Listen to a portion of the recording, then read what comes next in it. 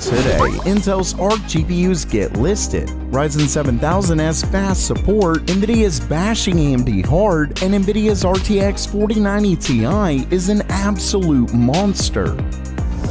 Welcome everyone to Gamer Melt.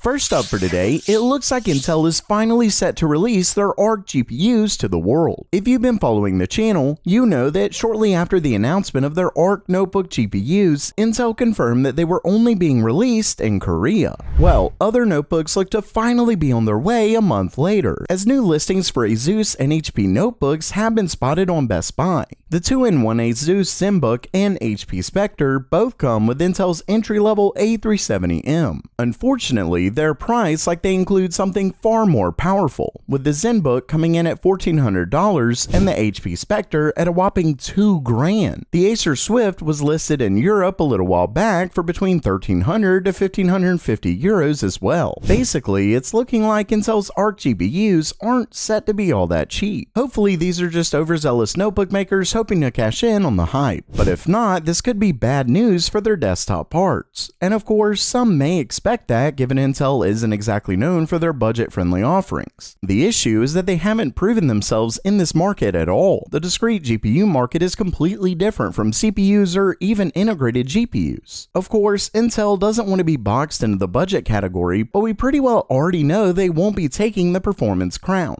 at least not for their Alchemist lineup. At the end of the day, I guess all we can do is hope.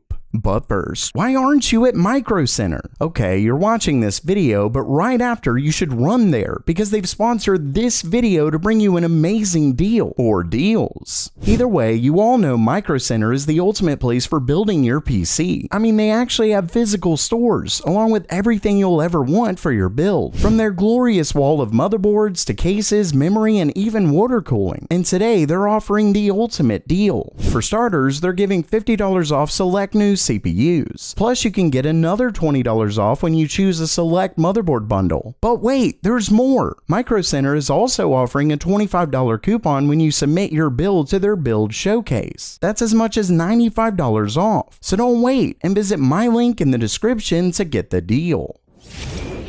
Next up for today, I have an update to a recent story I covered which confirmed that AMD's next-gen Ryzen 7000 CPUs will only support DDR5. This time, we have a table published by Pacer and found and shared by Momomo_US. In the table, the company goes over memory support for current and future CPUs. As you can see, the table shows us that both Alder Lake M as well as the Ryzen 6000 series support DDR5 up to 4800. And of course, we already knew that, but they also go over Zen 4 or Ryzen 7000. And according to this, AMD's upcoming CPUs support DDR5 up to 5200. Basically, the recent statement from Joseph Tao claiming that Ryzen 7000 would have great memory overclocking looks to be correct. Not only that, but you can see that DDR4 isn't listed, further proving the recent story from Tom's Hardware. And given the higher clocks, I'd say my assessment about AMD using faster memory for the Infinity Fabric could be spot on. Simply put, faster memory in Alder Lake doesn't make a huge difference in things like gaming, but a faster Infinity Fabric in Ryzen could, because cross-chiplet communication tends to happen a lot in gaming. So the faster that interconnect can be, the better.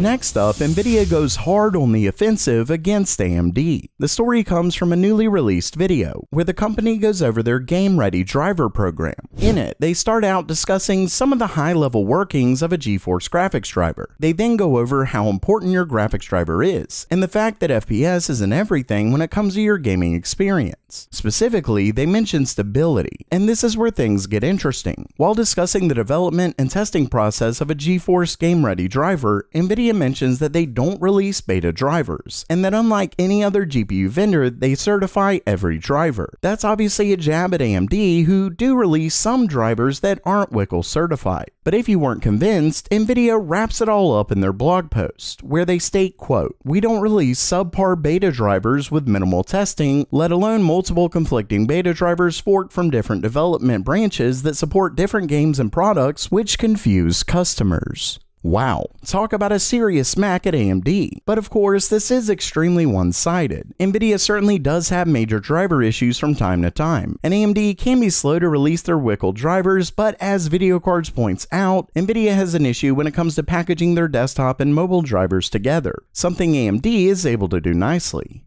At the end of the day, your personal experience may vary, but Nvidia definitely held nothing back with this one.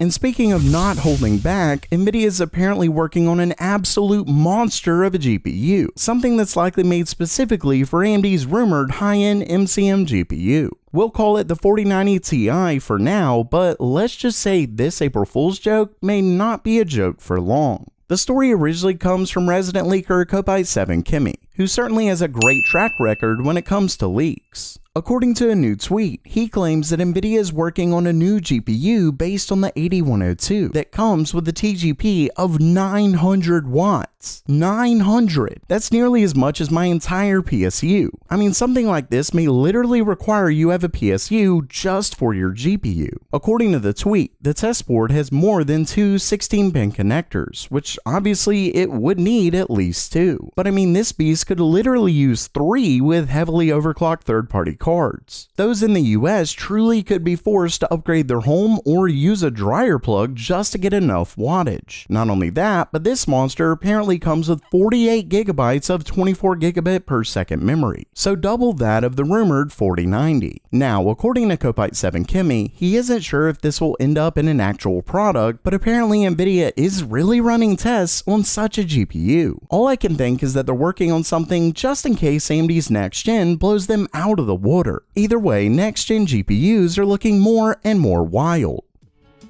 So while that does it for today, who do you think has better drivers, Nvidia or AMD? Let me know down in the comments below. And if you liked the video, please subscribe. And as always, have a great day.